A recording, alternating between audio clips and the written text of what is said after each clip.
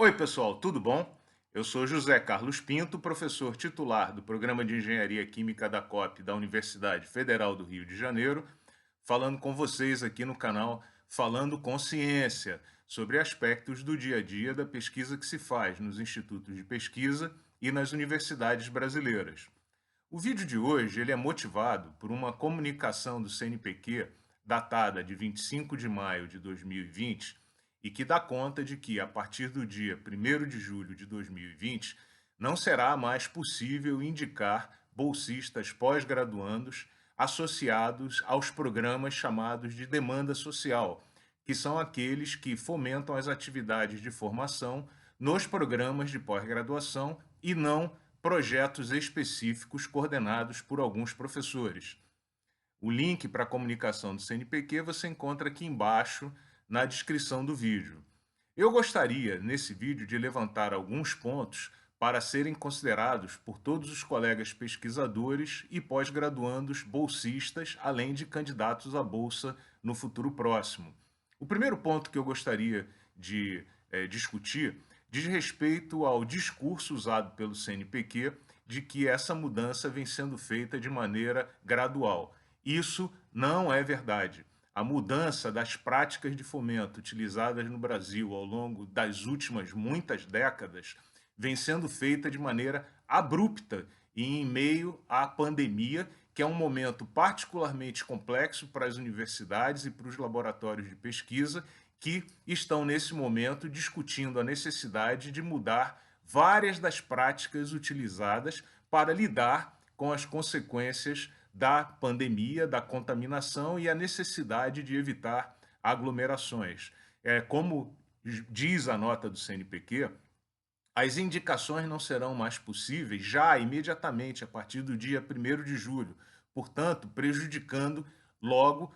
todas as atividades acadêmicas planejadas no passado recente por aqueles programas de pós-graduação que têm que iniciar atividades ao longo do segundo semestre. E pior ainda, sem conhecer os termos do tal edital que será lançado no futuro e que definirá as novas regras de captação de bolsas. Portanto, a mudança não tem nada de gradual, ela é extremamente abrupta e deveria ser repensada pelo CNPq. A dita gradualidade a que o CNPq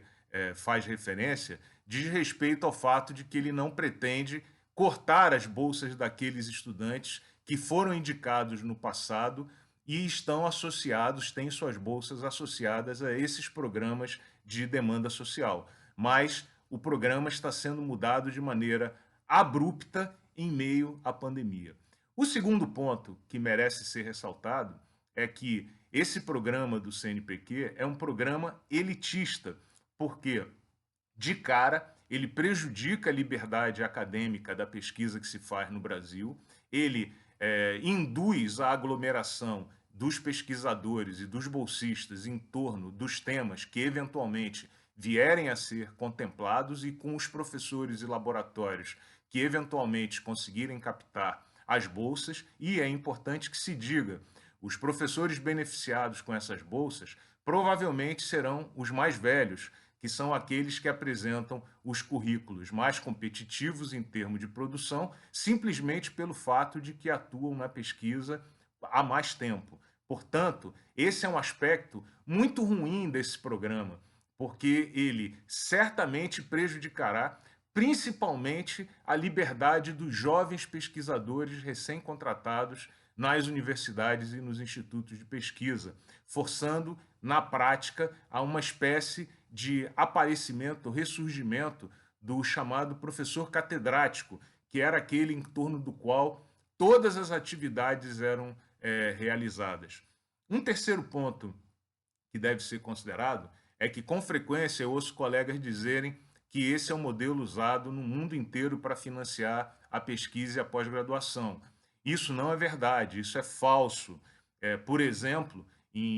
na grande parte dos países da América Latina, o modelo de fomento é muito parecido com o modelo usado no Brasil, né? Criador desses programas que fomentam a formação dos pesquisadores e não necessariamente um projeto específico. Mas mesmo nos países mais desenvolvidos, como por exemplo nos Estados Unidos, as agências de fomento, como a National Science Foundation, mantêm linhas de fomento a programas, sim, de formação e há estudantes que desejem trabalhar nas mais diferentes áreas. Eu, por exemplo, deixo aqui embaixo um link para uma dessas chamadas da National Science Foundation, em que são abertas oportunidades de pesquisa para estudantes pós-graduandos nas mais diferentes áreas do conhecimento. E também deve ser considerado que o modelo de fomento no Brasil não tem sido único. Ele, na verdade, há muitos anos também contempla esse fomento a projetos e coordenadores, como comprovam todos os projetos conduzidos no âmbito da Agência Nacional de Petróleo, da Agência Nacional de Energia Elétrica e nos muitos convênios firmados com parceiros que apoiam ou demandam pesquisa da universidade. Portanto, o que o CNPq, na verdade, está fazendo nesse momento é eliminar uma parcela significativa da atividade de fomento e que privilegia a formação das pessoas e a liberdade acadêmica ao invés de um trabalho de pesquisa específico e particular. Um quarto ponto que deve ser levantado é que esse modelo usado pelo CNPq, em particular nesse momento, privilegia o uso político dessas bolsas, como mostram as tentativas do CNPq de alijar do último edital do Programa de Iniciação Científica as áreas de ciências humanas e ciências básicas. Particularmente, nesse momento político em que vive o país, é muito difícil acreditar que pesquisas associadas à biodiversidade, às boas práticas ambientais e à proteção do ambiente sejam contempladas com bolsas de pesquisa para a formação de pessoas que venham a atuar nessa área. Portanto, toda a comunidade tem que estar muito atenta a esse tema. Enfim, o que a gente vê nessa discussão é que existem muitas preocupações legítimas que têm que ser consideradas pela academia em relação a esse projeto do governo federal que se manifesta nessa nova forma de distribuir bolsas do CNPq. Em particular, deve ser considerado também que esse processo ele acelera o processo de fragmentação das universidades e dos institutos de pesquisa que, de acordo com muitos procedimentos usados hoje para fomento da pesquisa, tendem a ver as universidades e os institutos como confederações de laboratórios dirigidos